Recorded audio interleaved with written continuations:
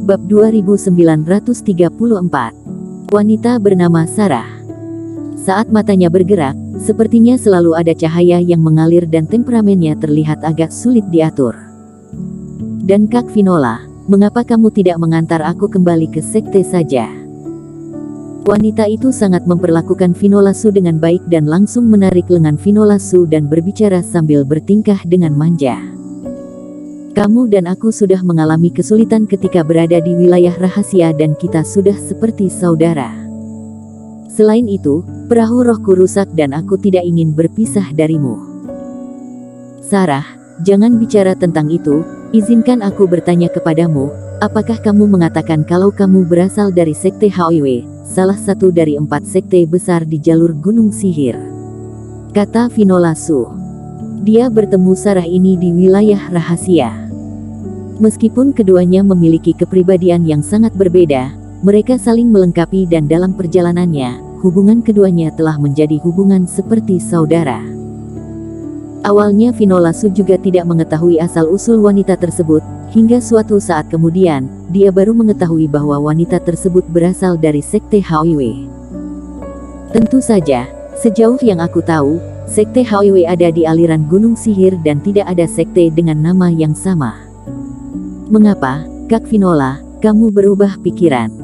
Sarah tersenyum.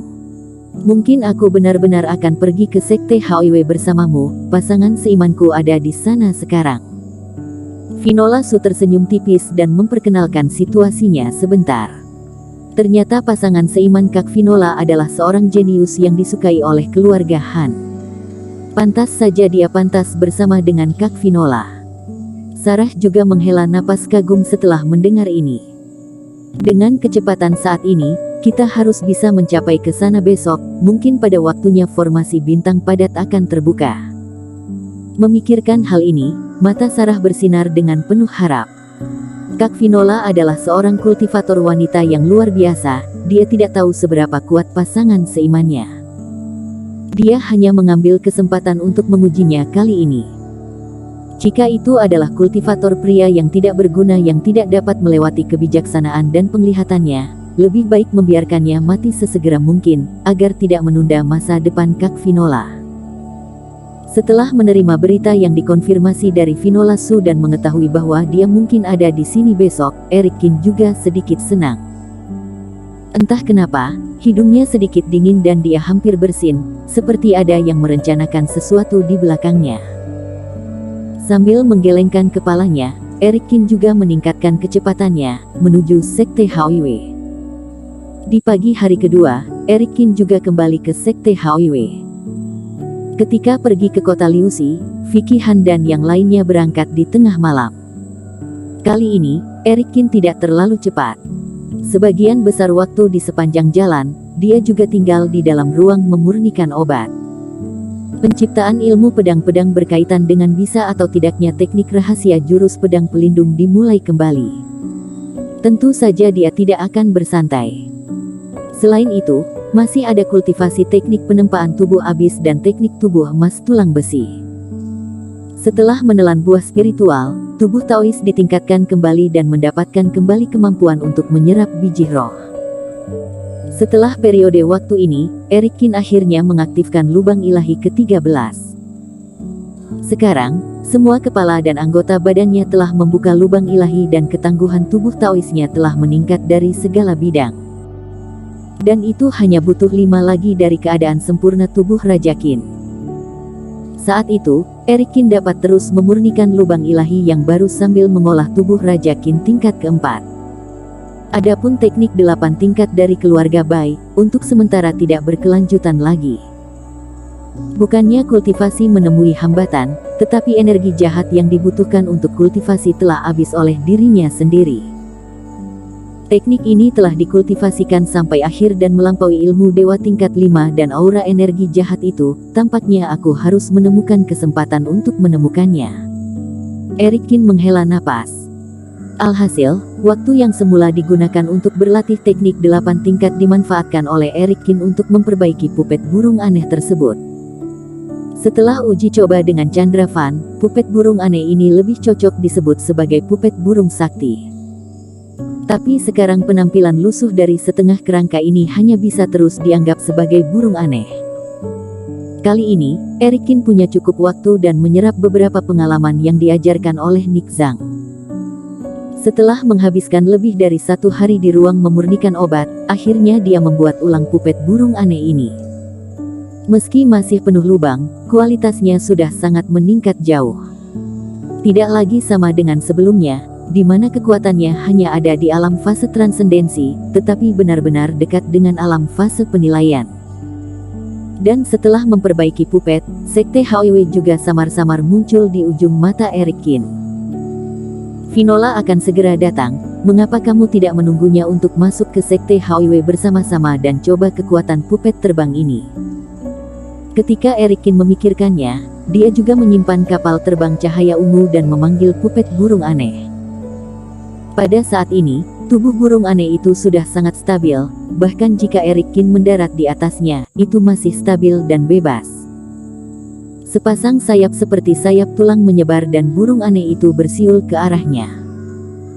Kecepatannya bagus, jauh lebih cepat dari kultivator di tahap awal fase penilaian, tidak heran banyak kultivator ingin memiliki pupet terbang. Erikin mengangguk diam-diam, burung aneh ini hanya setengah dari pupet zaman kuno dan ia memiliki kecepatan seperti ini. Ini juga membuatnya menantikan efeknya setelah lelaki tua itu menemukan fragmen lain dan membuatnya kembali. Bahkan, menghadapi lelaki tua itu, dia juga punya cara lain, seperti menggunakan taktik ilusi, sehingga dia mengucapkan dari mana dia mendapatkan pecahan itu. Tapi sekarang Erikin tidak punya banyak waktu untuk berlarian. Wilayah rahasia galaksi masih sebulan lagi, selain berlatih dan melakukan persiapan terakhir, pergi ke paviliun harta karun, dilanjutkan dengan wilayah rahasia. Dia masih tidak tahu di mana pecahan itu diperoleh dan dia tidak memiliki pengalaman yang sesuai. Daripada membuang-buang waktu sendirian, lebih baik menghabiskan beberapa koin roh dan memberikannya kepada orang yang berpengalaman seperti orang tua itu. Adapun terhadap sedikit koin roh, Erikin tidak terlalu peduli. Nilai dari pupet terbang pasti lebih dari 1 juta koin roh dan koin roh yang dia dapatkan dari tangan Sando Siong saja adalah juga sudah cukup untuk membayarnya. Saat sudah dekat dengan Sekte HOW, Erikin pun menghubungi Finola Su lagi. Setelah mengetahui bahwa pihak lain sudah tidak jauh dari sini, Erikin tidak terlalu memikirkannya dan langsung mengendarai pupet burung aneh itu ke arah Finola Su. Kak Finola, kakak ipar ini sudah akan datang. Di dalam kapal harta karun, Sarah juga mengedipkan matanya yang besar, menunjukkan sedikit kelicikan. Dalam perjalanan ke wilayah rahasia bersama Finola Su, dia merasakan banyak cinta dan kelembutan ketika Finola Su menyebut Erikin. Kultivator pria macam apa yang bisa membuat Kak Finola yang luar biasa begitu menghangatkan hatinya? Tampan, temperamen yang menarik, seberapa muda dan berharganya dia. Dalam pandangan penuh harap seperti itu, titik cahaya di langit terus mendekat.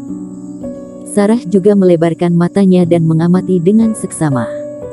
Segera setelah itu, antisipasi di wajahnya berubah menjadi kejutan yang dalam. Kultivator pria ini benar-benar berbeda dari yang dia bayangkan. Meskipun Erikin memberi Sarah perasaan yang baik, sumber energi asal naga dan dharmakaya langit memberinya temperamen khusus. Tapi dengan topeng wajah roh di wajahnya dan pupet compang camping di kakinya, itu jauh dari imajinasi Sarah. Finola. Erikin terbang dan mendarat di kapal harta karun. Sebelum Finola Su sempat bereaksi, dia membuka tangannya dan meraih Finola Su dalam pelukannya. Masih ada orang di sebelah. Setelah merasakan panas di tubuh dan lengan Erikin, pipi Finola Su merona. Bersambung.